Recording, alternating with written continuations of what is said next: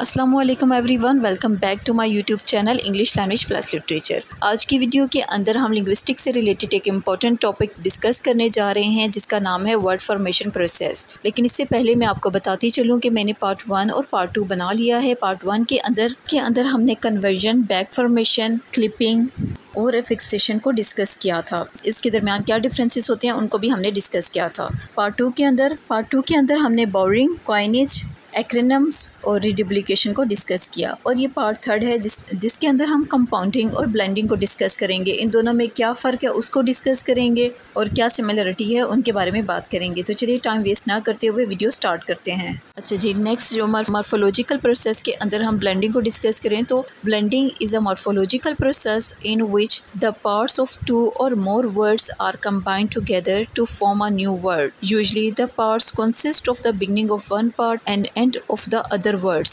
Typically the meaning of reverberates with the meanings of the original words. For example, breakfast plus lunch, brunch. इसी तरह motor plus hotel, motel. जो blending होता है उसके अंदर हम 2 या 2 से ज़्यादा जो वर्ड्स होते हैं उनको आपस में मिलाते हैं और एक नया वर्ड बनाते हैं। लेकिन इसके अंदर क्या होता है, तो जो फर्स्ट वर्ड होता है उसका हम इनिशियल का कुछ हिस्सा ले लेते हैं और जो सेकंड जो वर्ड होगा उसका हम लास्ट वाला हिस्सा है उसको ले लेते हैं और उन दोनों हिस्सों को आपस में मिला के एक नया वर्ड बना लेते हैं। जिस तरह से ब्रेकफास्ट के अंदर हम देखें तो ब्रेकफास्ट के अंदर जो बी का वर्ड है, हमने BR है, ये हमने फर्स्ट जो वर्ड है उसमें से उठाया और लंच के अंदर से हमने जो सा UNCH को उठाया तो जो मिलके ये वर्ड बना ब्रंच बन गया। इसी तरह मोटर, होटल। अब इन यहाँ से हमने जो सा इन दोनों वर्ड्स के एक का फर्स्ट वाला हिस्सा उठाया और दूसरे का सेकंड वाला हिस्सा उठा के तो हमने एक नया वर्ड बनाया motel. However, blending should not be confused with compounding, which combines 2 words without truncation of the words of the roots of the blending words.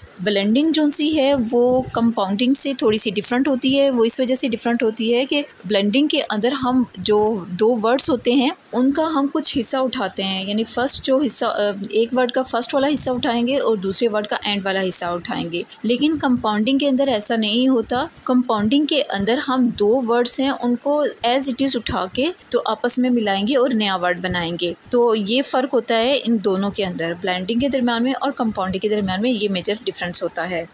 अच्छा जी, नेक्स्ट वर्ड जो हम डिस्कस करेंगे वो है कंपाउंडिंग। कंपाउंडिंग के अंदर हम 2 वर्ड्स को मिलाते हैं और एक नया वर्ड बनाते हैं। लेकिन इसके अंदर ये ब्लेंडिंग से थोड़ी सी डिफरेंट होती है और इस वजह से डिफरेंट होती है कि हमने इसमें पूरे वर्ड को एज इट इज़ आपस में मिलाया है और नया वर्ड बनाया है। जबकि ब्लेंडिंग के अंदर हम एक वर्ड का कुछ हिस्सा उठाते हैं और दूसरे पार्ट का हम लास्ट वाला हिस्सा उठाएंगे और फिर हम उनको मिला के एक नया वर्ड बनाते हैं। लेकिन कंपाउंडिंग के अंदर हमें एज इट इज़ दोनों वर्ड्स को उठा के आपस में मिलाना पड़ता है।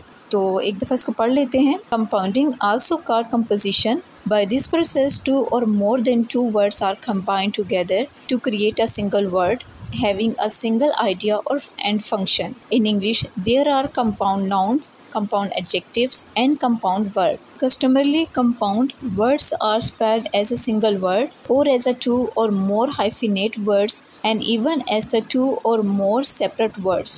For example, lifestyle. अब हम इनको जिनसे है वो इकट्ठे प्रोनाउंस करेंगे लाइफस्टाइल, ठीक है, और इनके दरमियान कोई हाइफिनेट नहीं आएगा। इसी तरह मदर इन लॉ है तो हम जब मदर इन लॉ को लिखेंगे तो इसके दरमियान में हाइफिनेट डालते हैं। शॉपिंग मॉल, अब शॉपिंग मॉल के अंदर कोई ना तो वो इकट्ठे मिला के लिखा जाता है और ना ही इनके दरमियान कोई हाइफिनेट डाला जाता है, बल्कि दोनों वर्ड्स ही आएंगे लेकिन उनके दरमियान थोड़ा सा गैप रखा जाता है। तो कोई हार्ड एंड फास्ट रूल नहीं है। जो शुरू में जब नया वर्ड हम बनाते हैं तो उसके दौरान में हम हाइफिनेट यूज़ करते हैं, लेकिन जब वो लोग उससे मोस्ट फेमिलियर हो जाते हैं तो इसके बाद ये हाइफिनेट हटा दिया जाता है।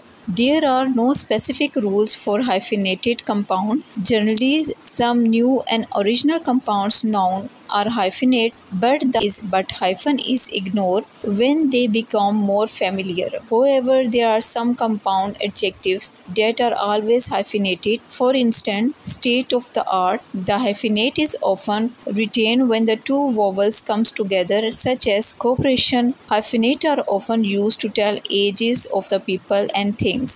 तो इसमें यही बताया गया है कि सम टाइम हम उसके अंदर गैप डालते हैं, जिस तरह से हमने जो से है शॉपिंग मॉल के अंदर डाला था, और सम टाइम जो से हम उसे वर्ड को इकट्ठा लिखते हैं जिस तरह से लाइफ स्टाइल के अंदर हम लिखते हैं, और सम टाइम हम हाइफिनेट का यूज़ करते हैं मदर इन लॉ के अंदर जिस तरह से यूज़ किया जाता है। हाइफिनेटेड वर्ड्स इस तरह के होते हैं कि शुरू के अंदर इनके अंदर हाइफिनेट डाला जाता है और जब फेमिलियर हो जाते हैं तो फिर इसके बाद ये हटा दिया जाता है। मोस्टली एजेस वगैरह बताने के लिए हाइफन का यूज़ करके तो हम वर्ड बनाते हैं। ये तो थी आज की वीडियो जिसमें हमने वर्ड फॉर्मेशन प्रोसेस के बारे में पढ़ा।